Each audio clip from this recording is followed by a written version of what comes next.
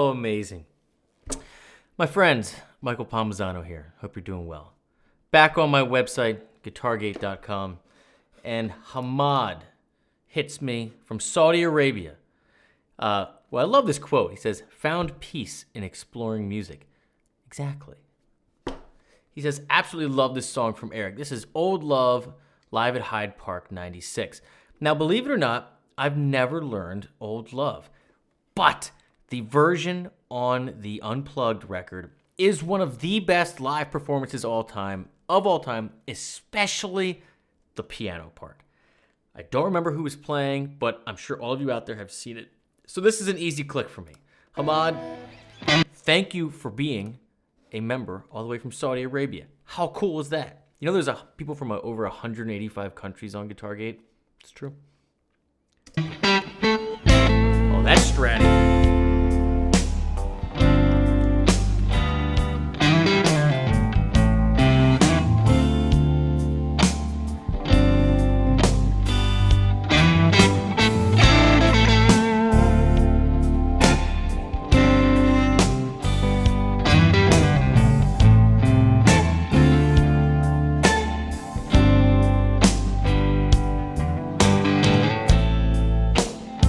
I can feel your body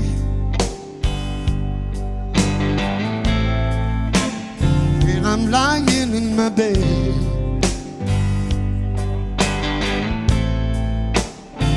There's too much confusion going round through my head. Making me so angry to know that the flame still burns. Why can't I get over? Lord, when will I ever learn? Oh, love. Oh, man. Is that the Dr. Steve Gadd back there on drums? Okay. What a great song. It's going to take me another time or two to get this exactly right. Broad strokes from the beginning. Groove in A minor. Over to D minor or D minor 7, right? So I'm feeling a lot of sevenths in here. So I'm accentuating the G over A minor, right? But got to keep that tonic pull to D minor 7, and then it does this G sus to G major.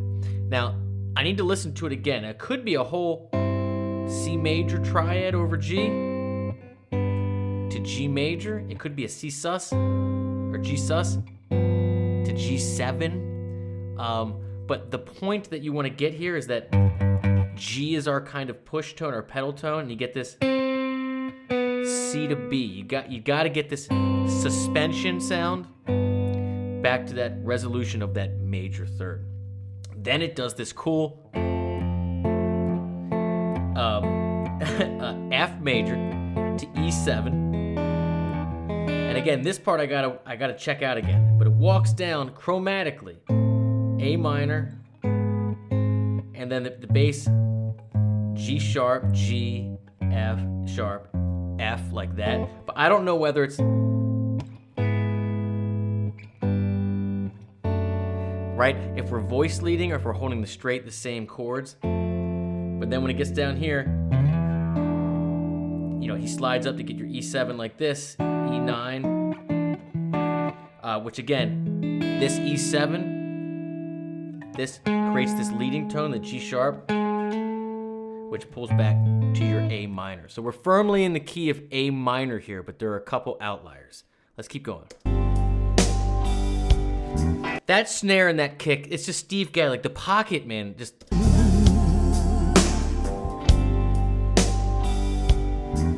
Leave me alone. Huge.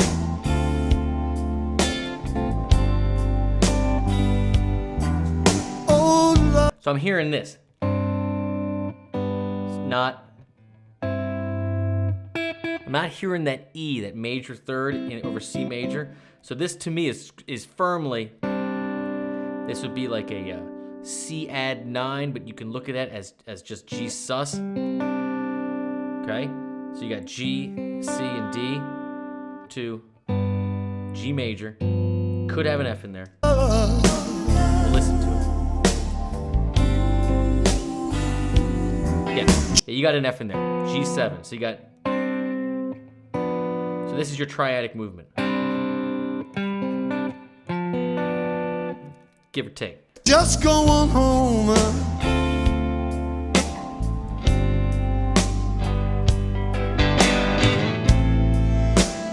I can see your face.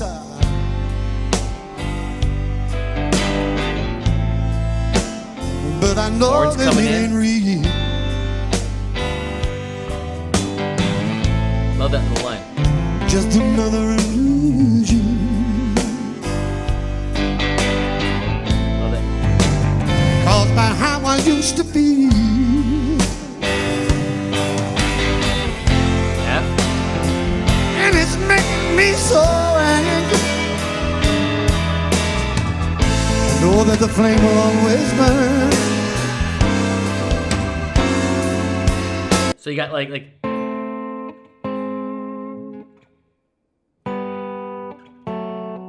Yeah, let's see if we can. What I'm going to try to do is isolate these thirds and see if I can't guess it correctly. Always burn. I know that the flame will always burn.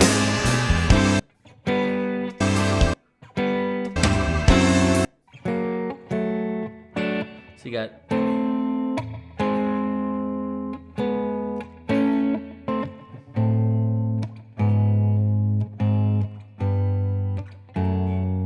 That's not right. I know that the flame will always. I know that the flame will always burn.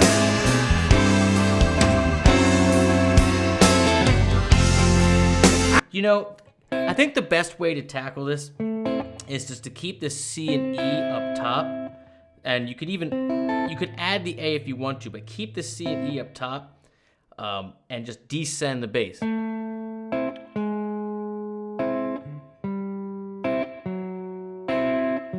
Because that way you're staying out of the way of all the other instruments. It's getting way too clunky in here. If I had more time, I'd really dig deep and look at the sheet music and make sure.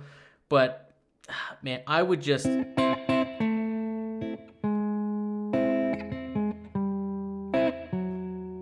if it gets to show his hands, I'd love to see his hands. I know that the flame will always burn.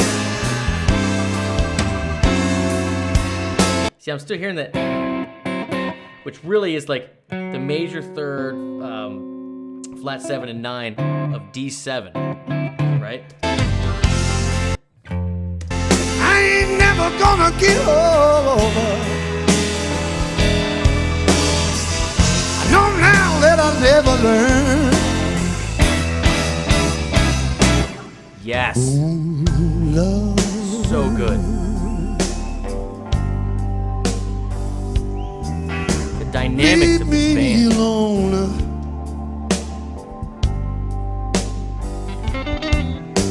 Oh, love.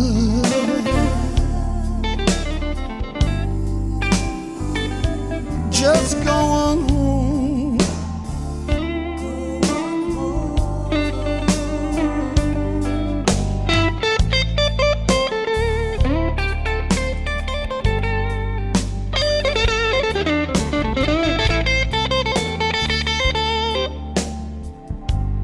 I love it. It's so vocal. I haven't dissected Clapton in a minute.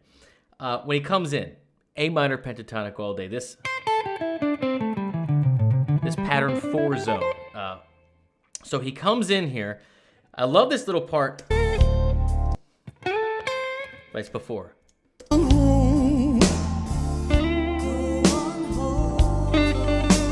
That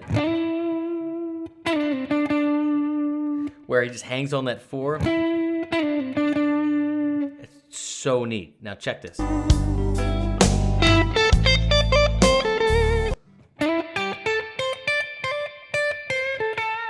Now again, broad strokes, guys. You know this. Albert King land. 5, flat 7, root, flat 3, 4, flat 3. Double stop on our tonic right there. Give it room to breathe.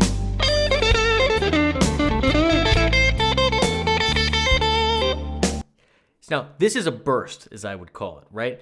This is like this is like a vocal burst, if you will. He's going to play this differently every single night. The point is that you're hearing this right?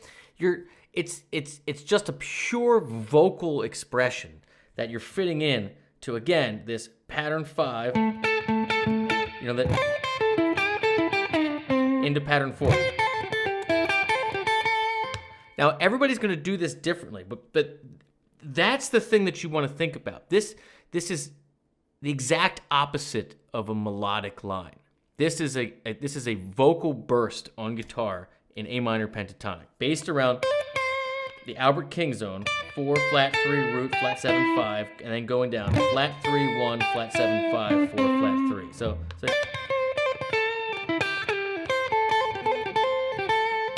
whatever it is, it's never going to be the same, even once.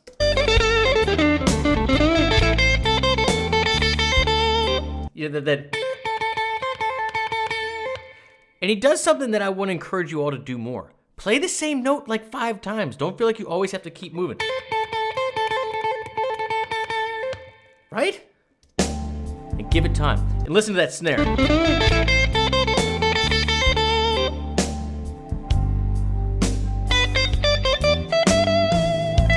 Now, what we do there? Coming with the 9.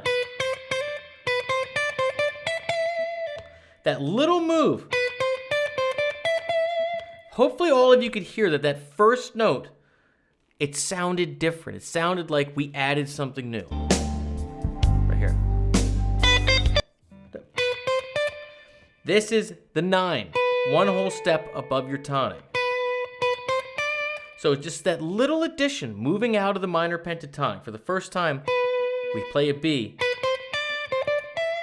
Really allows us to climb the scale, and it's so tasteful. You don't need to think about like we're adding the whole scale, like we're changing the whole thing. It's like, no, we're just adding a little.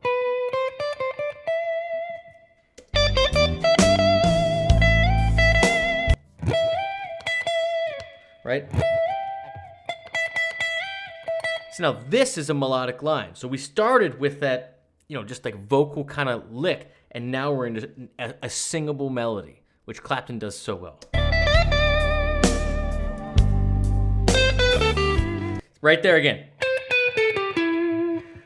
All I'm listening for is little something that changes out of the pentatonic. For all you trying to, expand beyond the boxes, if you will. Again, we're now into pattern 2. Root. There's our shape. Here's our root. Here's our A, right? You got this flat 3, 9. Same as that C to B. Ending on the 5th. So vocal.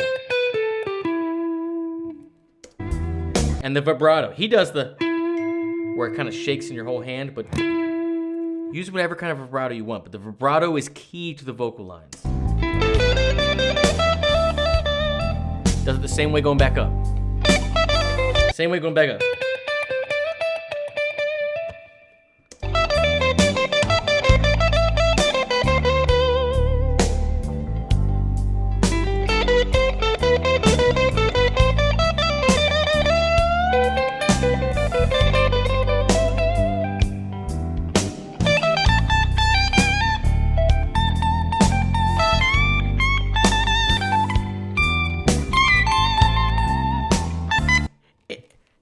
Singable vocal lines. It's the same as him singing.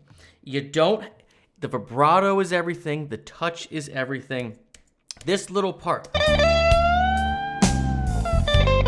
Yeah. That was it. Love that. Coming from that E. So killer. ending on B, that 9, so nasty.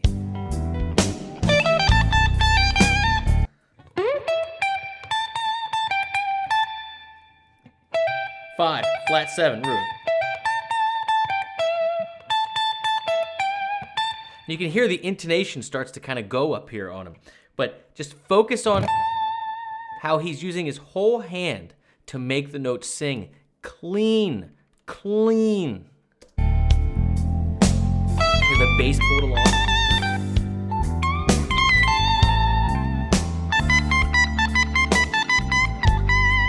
All this. This is root 9, pushing up into the flat 3. One thing he does so well is he repeats. Remember how I mentioned before, like you can do one note or one little thing like over and over and over again? I think people forget that that's what voices do. If you were to take all the notes that I'm saying right now, you would put them together and be like, oh man, he's just playing the same tonic over and over again and it's not changing and it's not moving around, right? And I can just do, right? You can do that, right? Think about it that way.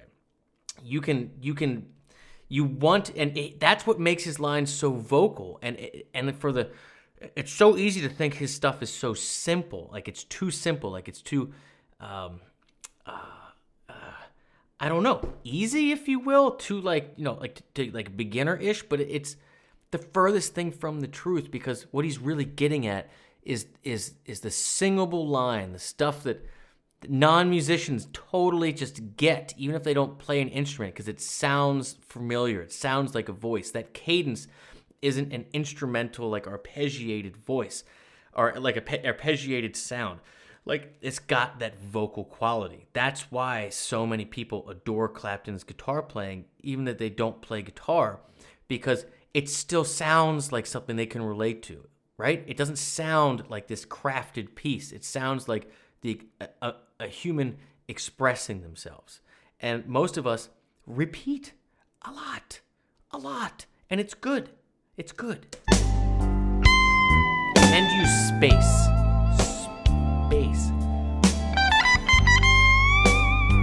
The vibrato.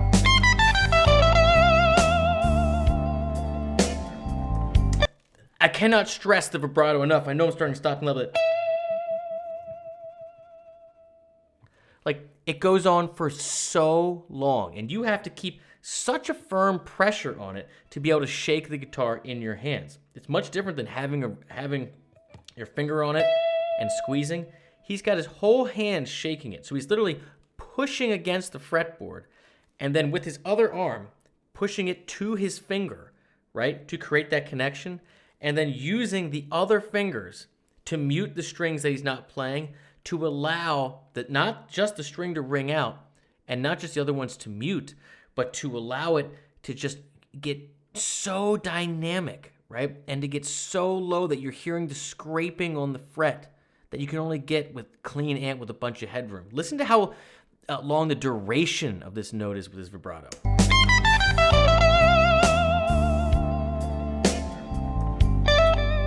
Right? And it's not perfect.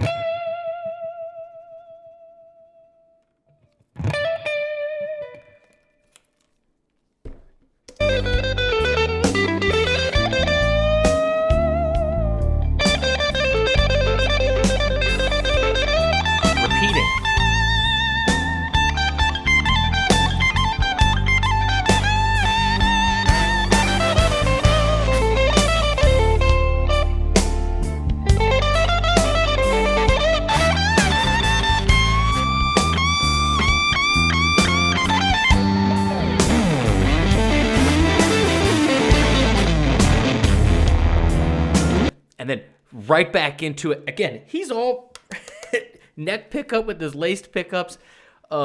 It's super brown down here, just, but he's singing. Those super repeatable lines, right, that everybody's remembering. And then he's just like, no, here comes a fucking guitar lick because I want to play one. I love that.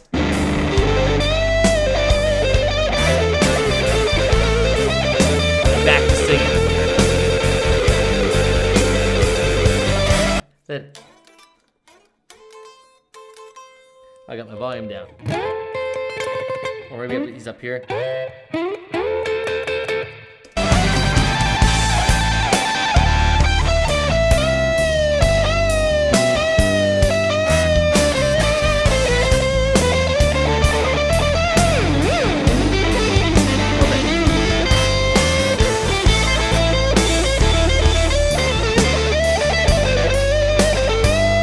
Yeah! Great horn, horn part.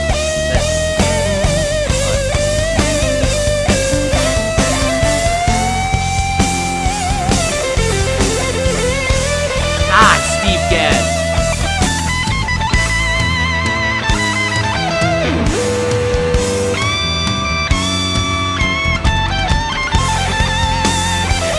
Yes!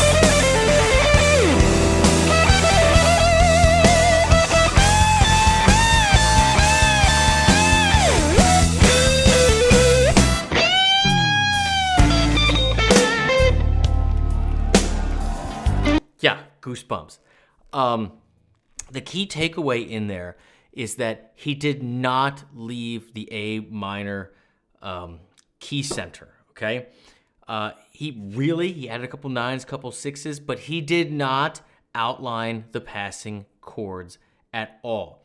That is super important for you all to note. This is not chord tone soloing. This is not chord scale soloing. This is key-centered soloing. This is what a voice would do. And everything he's doing is coming through that lens, okay? So even though the chords are descending to that,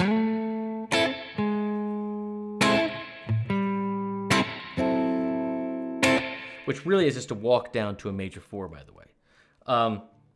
This A minor on top never changes, right? So this is one of these sections where if you're doing the accompaniment, you have to make sure your arrangement is tight, okay? You can't mess up that.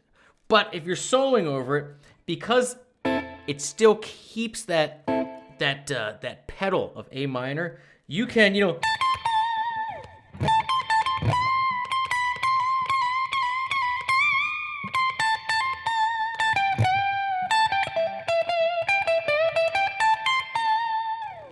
right? You can still just sing over it in a key-centered approach, A minor pentatonic, a little 6/9 or whatever, and you're going to be home free. You're going to sound like the voice. That's what a voice would do.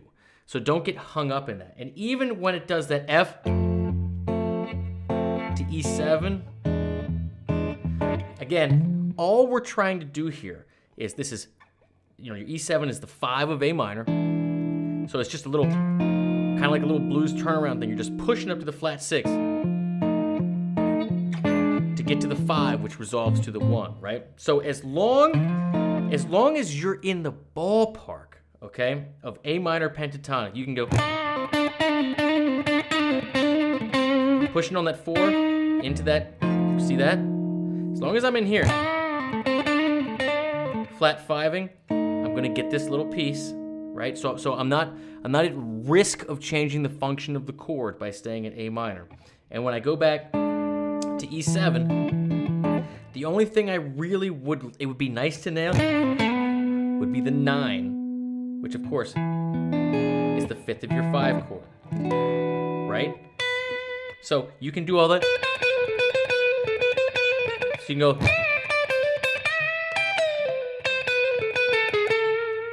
And if you really want to be crafty, hit that G sharp behind it. But I don't think he ever does, because he really doesn't ever get that chord scale, like harmonic minor vibe there. He just thinks like a voice, keeps it straight down the rails, and thinks how a voice would sing, leaves space where a voice would leave space, repeat the way, like I'm talking right now, in a way that our ear and our mind is used to hearing phrases. That's what makes non-musicians love his guitar playing, because he's speaking in phrases that they recognize. Simple as that. Simple as that. And that's one of the reasons so many people don't get jazz and it was never like widely adopted because the phrases that people say on the instruments and all the big runs and stuff like that people aren't used to hearing that, right? We're not used to hearing people talk like people do chord scale soloing. We're not used to modulation in speech. We're used to, repeating, resolving in similar places, a similar cadence, leaving breath. And so that's why people love Clapton that are non-musicians, because his soloing is just like people talk and they speak and they get it. They just get it.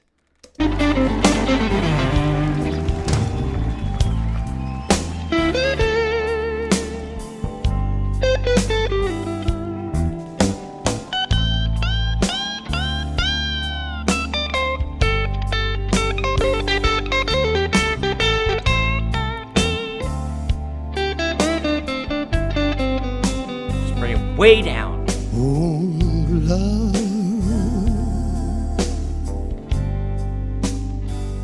And what a band. What a band. Oh, love.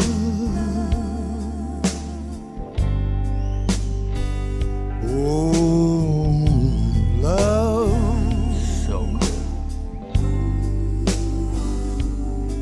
Leave me alone.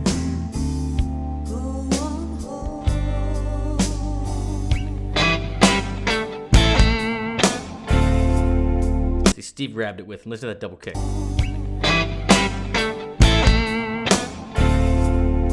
The hi-hat.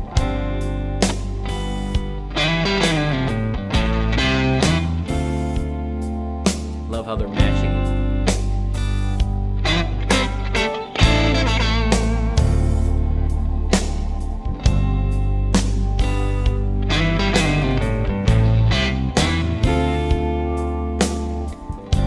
Just let it go out.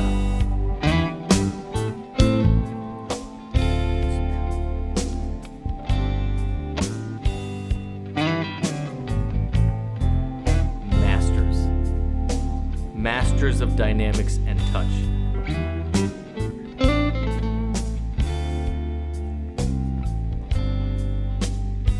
Look at them all watching each other.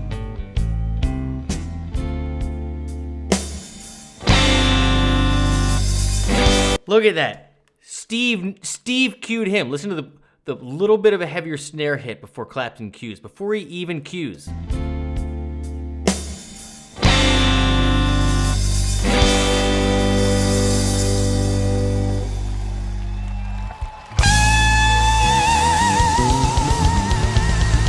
Risky last note stick. Going for it all the way up. Love it. Love it. All right. So, key takeaways. This is Hamad in Saudi Arabia. Thank you for being a member on Guitargate and picking this and allowing me to be your online teacher. Okay. Key takeaways. A minor. A harmonic minor when it goes to E7. You got that walk down.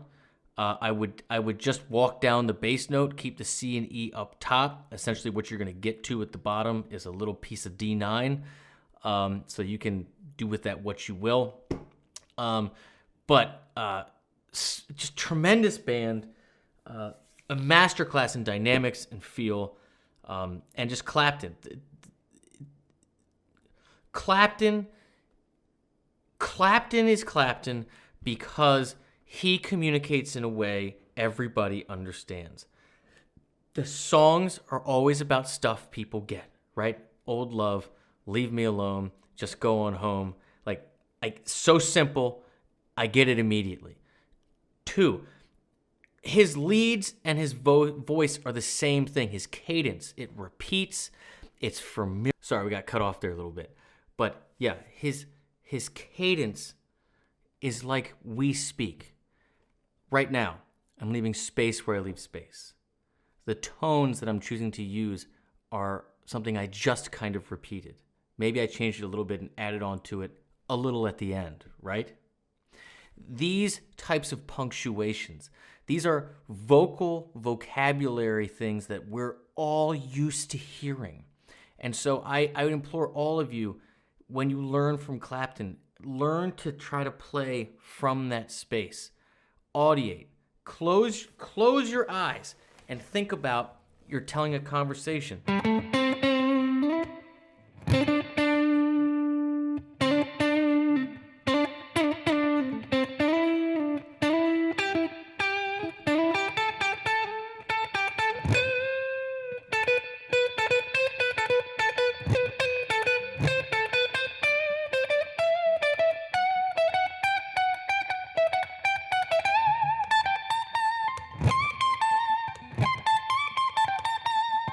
Right? You just try to imagine that you're singing, right? And your vocal pattern and where you would breathe and where you would leave space. That's what makes Clapton Clapton. He speaks to everyone, the non-musicians. He sounds familiar. It's key-centered like a blues singer would be. And I can't think of anyone that that just goes back and forth between singing notes and has just vicious guitar licks like him in a way that just it hits home regardless of like what music you listen to, from where you came. It just is familiar and powerful, and you can't not love Eric Clapton. And again, just phenomenal band. That's it. Thank you all for watching. Thank you, Hamad, for being a member at GuitarGate.com and allowing me to be your online teacher. I really appreciate you. Those of you that click subscribe and join GuitarGate, you make all this possible. Again, I don't do sponsored videos. I don't do product placements. I don't do anything like that. I make a living for those of you that take my lessons and courses. So thank you, Hamad. And again, if you dig learning all this stuff, all my lessons and courses are step-by-step teaching you how to practically apply this stuff on the fretboard. And so if that interests you, that's the first link of the description. It's called GuitarGate. It's my life's work. There's thousands of people there from over 185 countries, which is nuts. So I'd love to see you there if that's something you're into. But if you learn nothing else from watching this video, remember, this is the #1 instrument. Keep this thing in your hands. Try to think like a voice in all that you do. Cheers.